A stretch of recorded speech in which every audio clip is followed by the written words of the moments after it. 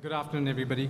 Thank you so much, Raja Ahmad, for inviting me to this occasion. I feel a little humbled. I'm not entirely sure why I'm here, except for the fact that Ahmad Fuad Rahmat and myself interviewed Raja Ahmad several years ago, and that interview is in the book. So it goes by the title of Silence of Intellectuals.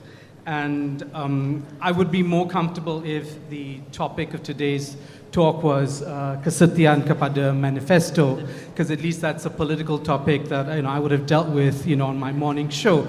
But this isn't the occasion to talk about Kesetiaan Pada the Pakatan Harapan Manifesto.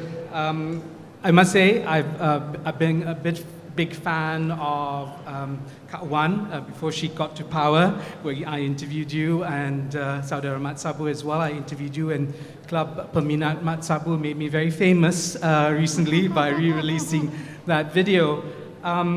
It's an extraordinary time for journalists in Malaysia today because we need to perhaps put aside our biases that we've developed over the years and think very clearly about what is happening to the country.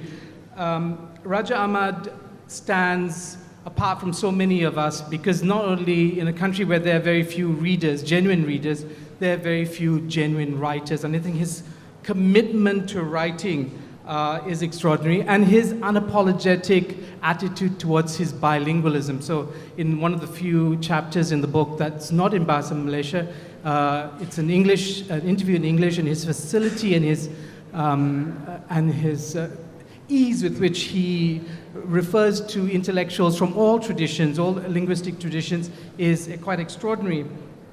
In a time when people are perhaps far too quick to want to wear their badge of patriotism very narrowly defined. In the few minutes that I was given to say a few things about the book, I just wanted to reiterate, I guess, the issue that we had that conversation about, the question of intellectuals and their role in modern society.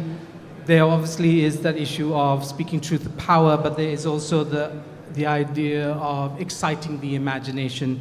And I suppose that is something that we all, perhaps there's a consensus in Malaysia today that the sea change in terms of politics has opened up so many spaces that individuals like Raja Ahmad occupy or can occupy. Political speech is insufficient.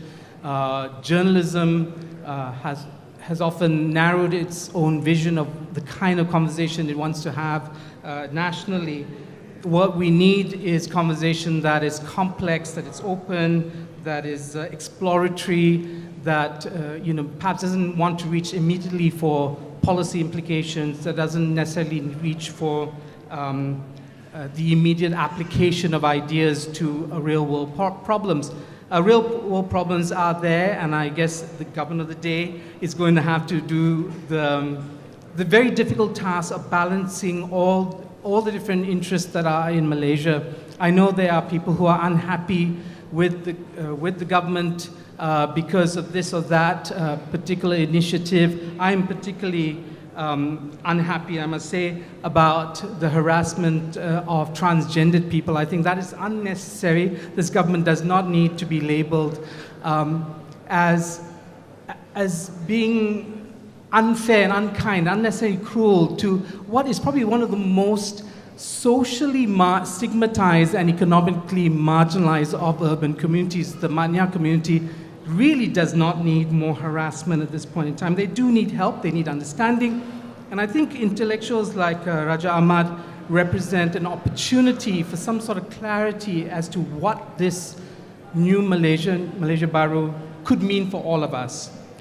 One of the promises that the Pakatan Harapan did make was an inclusive Malaysia. Those are your words, not mine. If you embrace being inclusive, what does it mean for this new Malaysia? I'm hoping that in the future, Raja Ahmad, other writers, I stand humbled. I see Samad in the room. He should be here speaking. I feel unworthy. Nevertheless, we all have a role, I think, in the new Malaysia. And I thank you so much, Raja Ahmad, for being at BFM and doing that interview, as I thank Kak Wan and Mat Sabu also for coming to grace the studios of BFM. at a time when it was more difficult to perhaps have your voices there. I look forward to engaging with all of you in the future. We need more conversation. I'm very hopeful. I'm very optimistic about the new Malaysia. Thank you so much for making May 9th happen. Thank you, all of you, I think, for making May 9th happen this year. Thank you.